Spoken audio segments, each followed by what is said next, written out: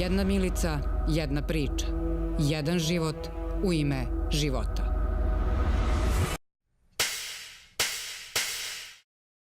Zbog velikog interesovanja, Radio Televizija Vojvodine vas poziva na novu projekciju dokumentarnog filma Da me nema.